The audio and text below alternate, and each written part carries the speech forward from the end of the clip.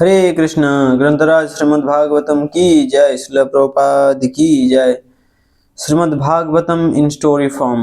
अध्याय chapter 140. The prayers of the personified Vedas. Canto 10.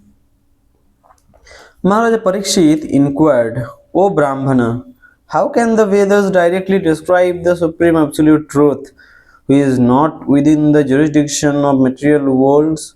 Sukadeva Goswami replied, the Supreme Lord manifests the material intelligence, senses, mind, and vital air of all living beings so that they can indulge their desires for sense gratification, take repeated births to engage in fruitive activity, become elevated in future lives, and ultimately attain liberation. In this connection, Sukadeva Goswami related the following history. Once, while traveling throughout the universe, Narada Muni went to see Narayana Rishi at his ashrama.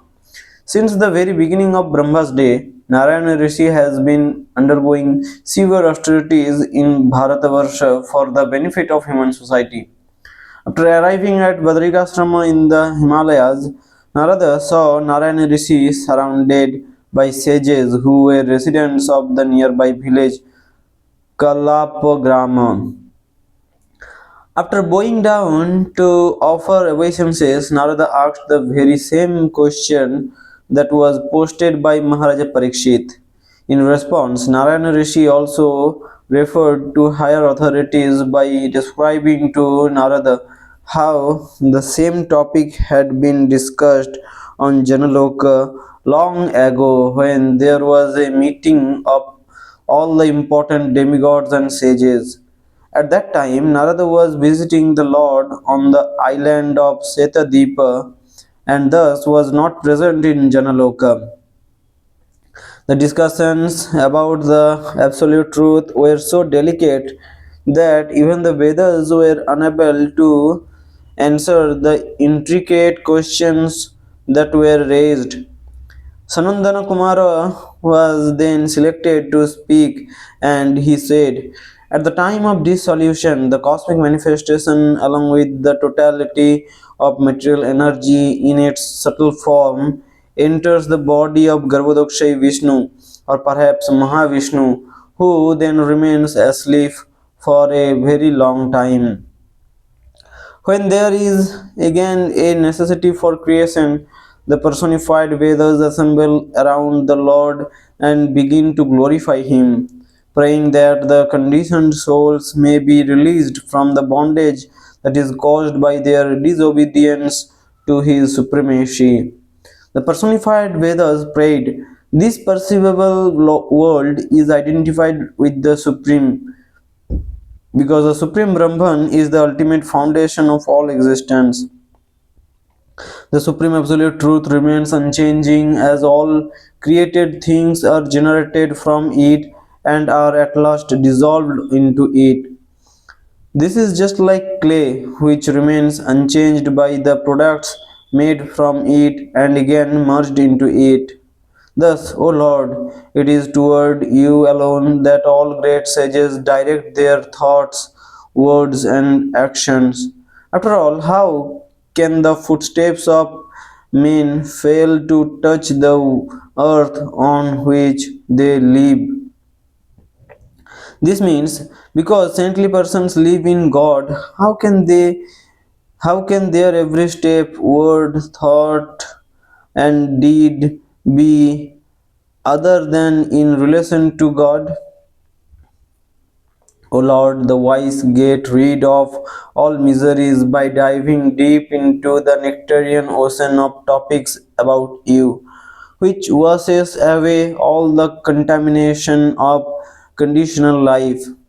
These are souls renounce the happiness of home and family because of their association with devotees who are like flocks of swans enjoying at the lotus of your feet. Everyone in this world has recently been born and will soon die, and so how can anyone here know Him who exists who existed prior to everything and who generated the first learned sage Brahma. When he lies down and withdraws everything within himself, nothing else remains. No gross or subtle matter or body is composed of these, no force of time or revealed scriptures. Supposed authorities who declare that matter is the origin of existence, that the permanent qualities of the soul can be destroyed, that the soul is composed of separate aspects of spirit and matter, or that the material transactions constitute reality, all such authorities base their teachings on mistaken ideas. The three modes of nature comprise everything in this world. Although these phenomena appear real, they are only a false reflection of the spiritual reality. Still, those who know the Supreme Self consider the material creation to be real inasmuch as it is non-different from the self. Just as things made of gold are not to be rejected, since their substance is actual gold, so this world is undoubtedly non different from the Lord who created and entered within it. If the countless living entities were all pervading and possessed forms that never changed, you could not possibly be their absolute ruler, O Lord. But because they are your localized expansions, you control them. The mind is like an impetuous horse that even persons who have regulated their senses and breath cannot control. Those in this world who try to tame the uncontrolled mind, but who abandon the feet of their spiritual master, encounter numerous obstacles in the cultivation of their various distressful practices. O Lord, they are like merchants on a boat in the ocean who have failed to employ a helms, helmsman, who have failed to employ a helmsman. To persons who take shelter of you, you reveal yourself as the Paramatma, the embodiment of all transcendental pleasure.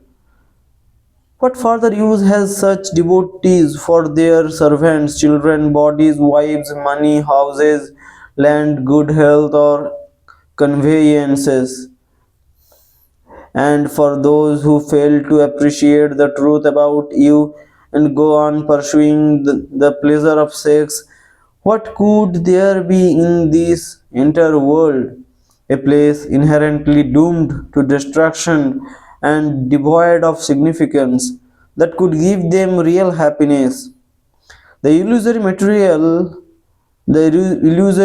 nature attracts the minute living entity to embrace her, and as a result, he assumes forms composed of her qualities.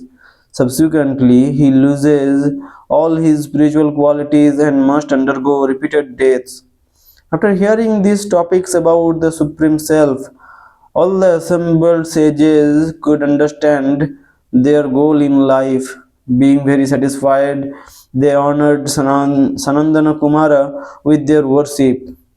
Narayana Rishi then said, O son of Brahma, Narada, as you wander at will, you should faithfully meditate upon these instructions concerning the science of the self. Narada Muni bowed down to Narayana Rishi and then departed for the ashrama of Dvaipayana Vyasa. After being seated, Narada described to Vyasadeva all that he had heard from the mouth of Narayana Rishi. Shukdev Goswami said, O king, thus I have replied to the question concerning how the mind can have access to the absolute truth, which is indescribable by material words and devoid of material qualities. By surrendering to the Supreme Lord, one can escape the embrace of illusion. Hare Krishna.